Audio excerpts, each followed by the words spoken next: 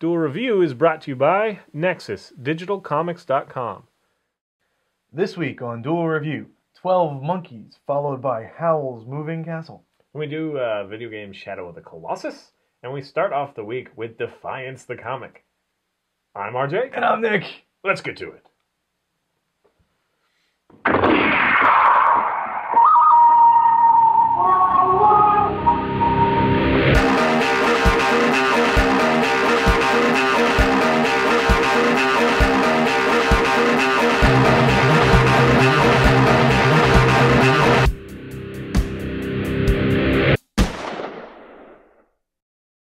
Alright, hey everybody, it's August the 22nd, and on today's Duel Review, we're going to be doing Defiance the comic. Nick is most familiar with this, so Nick, tell us a little bit about Defiance the comic. Well, I picked up the comic in, I want to say Massachusetts in 2005, I think. And basically, it's written by, who's it written by? It's written by Douglas DeBar, and the art is by Kano Kang and Zach Sue, and it's published by Image. And basically, the plot is not as impressive as the art is. I loved the art of this thing. First of all, the whole thing looks like almost like it was paintbrushed on, you know, like someone did with a paintbrush. So it's got this kind of sinewy feel to it, you know, which kind of since the plot involves hell, it kind of fits the bill, I suppose. Yeah, it's a watercolor kind of gouache, I think, and it does. I think it fits the hell stuff better than the real life stuff. Right. The real life stuff I kind of had a problem with a little bit. Just a little bit. I mean, it's beautiful. Yeah. Don't get me wrong. Yeah. But as soon as you go into hell, it suddenly becomes so much more. So the plot... Little ethereal. So the plot, and I don't quite remember how much of this is given away in the first couple of issues, is essentially as follows. God kicks Lucifer out of hell, which we all know about. But what we didn't know was that hell was already occupied. And so Lucifer pretty much, you know, took over this area. He's the mob boss of hell. Yeah, he's the mob boss of hell. And so now the person that he dethroned wants his throne back, but he's doing that kind of under the radar. So he's Lucifer's like right-hand man, but he's trying to overthrow Lucifer.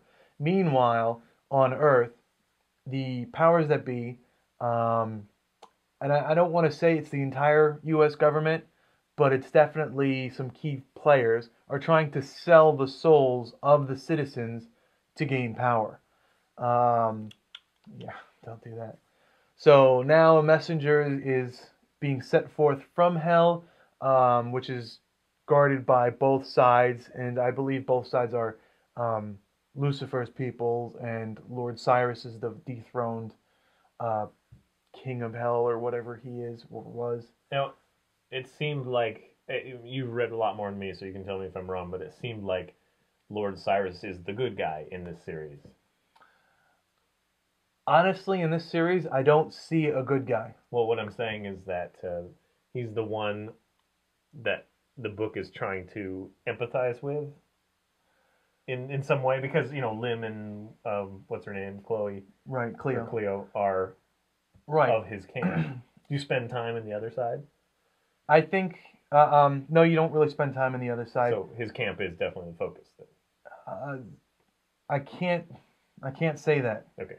And not because I don't know, but I just don't want to give it away. Yeah, I can't say that. Yeah.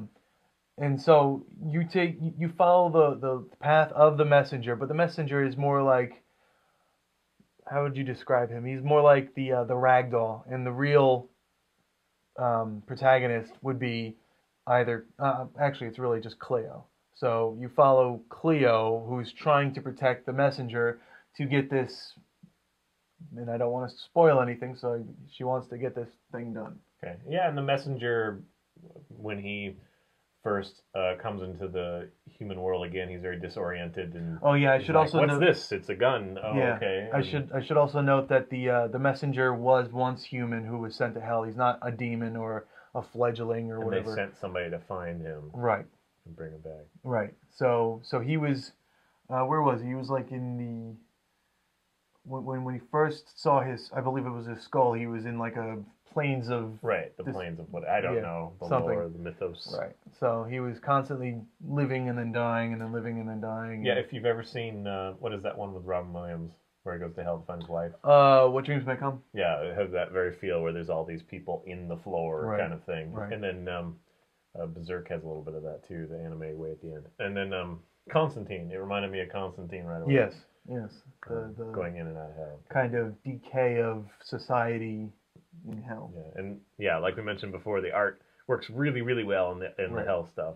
It's grotesque and it's a very Dante-esque, classic version of hell. Yeah, Um, people getting tortured yeah, on very pikes violent, and because there's a lot of debate on whether hell would be, like the absence of God or the absence of people, like being alone, isolated, or if it would be like bloody torture and whatever. And this is definitely the bloody torture. Yes, it version. is. Yes, it is. The constantly reliving and then having your organs eaten out by something. Yeah, so yeah, Dante Greek and Yeah. that poor guy who had his guts spilled out by vultures Oh, repeatedly. oh yeah, over and over. yeah. The vultures who ate him. What was He his shows name? up in God of War as well. Yeah, what was his name? Shoot. But anyways, moving on with the art, and that's again one of the main reasons to follow this comic. And most of it was done by Kano Kang. What I loved about it was something as simple as how shiny something was in this comic just made it so much more grotesque, almost slimy, shiny. And the things that weren't were like, like bone or More of a matte feel. yeah, more of a matte feel. But again, the paintbrush feel of it, the sinewy feel of it, just it added to everything. I don't know how else to stress that. Yeah, in some of the textures I feel are not terribly done justice. Instead of doing like a gradient that they would do in maybe a normal comic, it's kind of a painterly stroke, which doesn't necessarily do anything for me. Really? Like when she's positioned and there should be like shading on her legs or whatever, her little suit, her shorts, and it's not. It's just kind of a one brush stroke that kind of. But in hell, it works for me because everything should be kind of right, damn otherworldly right. and gloppy and whatever. But so there's a little bit of, but yeah, it's interesting to see the artwork because a lot of it is heavy black line, like right. traditional comics. So he's doing it in other ways, and it must have taken a long time to do the art. I mean, he's probably very proficient at this point, but still, and there's a lot of detail in there. It's all the perspective is all correct, and this is one of those comics that breaks less of the laws of physics to present right. its artwork. Right. So it just becomes almost, I wouldn't say hyper real, but very realistic. Right. So no like flying or. Well, I mean, just the way that the calf bone curves okay. unnaturally. There's right. a lot less of that in right. here. So dynamic stylizations. The buildings don't do a fisheye thing, a fisheye lens or whatever. They're give straight. You grandeur, right? The perspective is correct and all that stuff. So that's interesting too. But it's kind of a. Honestly, I didn't even look at that. Like that didn't even register to me. I guess I'm not the background stuff. Yeah, I guess I'm not the artist detail person. Yeah, I just find it. I mean, there's a new trend of more realistic right in the artwork and when would you say that trend started? I don't know. I mean, it's been there for the last probably 10 years. Okay, since 2000-ish. This was 2005, so maybe it was like right in the vein of that. Yeah, I think so. Okay. Anyway, okay. Well, that's Defiance. Is there anything else? How long is it? It unfortunately is very short. It's 8 issues long, and I think you could read almost all of it on that site, Comic Who. Yeah, it's another bite-sized one. Yeah. Although I do think Kano Kang did an anime. I don't want to say anime. Kano Kang's from Korea, or he's Korean. Anime style. Yeah, so I don't, and it's not really anime style exactly, but it is. I don't know. It's like a fusion of the anime field and what he did with this comic. So It's kind of realistic anime, if that makes sense. Okay. It's interesting. So yeah, then there's, and I don't know if that was an official comic or if it was just his. Well, say it real quick. You said the story was not as impressive as the artwork. Right. Now, I'm a little surprised just because I know you like Constantine quite a bit. Yes. And it feels like that, but I haven't gotten nearly as far as you. Does it take a different turn, or why is the story? Does it feel cliche, or At times it does feel cliche.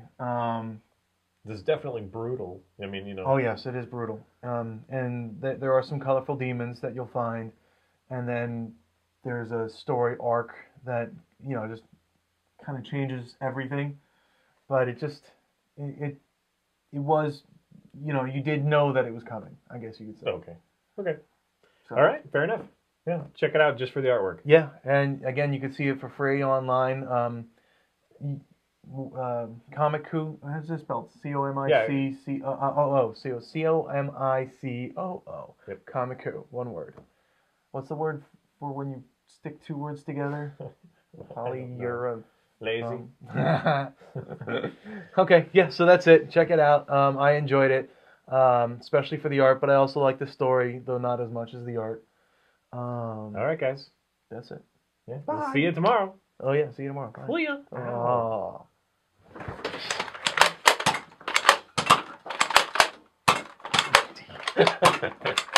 Oh, there we go. Mine don't stick. Maybe it's different darts. You knocked mine off. You sunk my battleship. I get 2 for that one. No. Two. You sunk my I get 2 battleship. for that one. What is that? Like a mutated rabbit? Yeah, mutated rabbit. On the next Duel review, 12 monkeys dance for our amusement.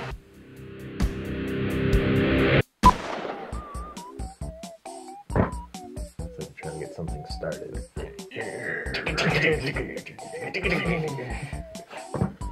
This is it.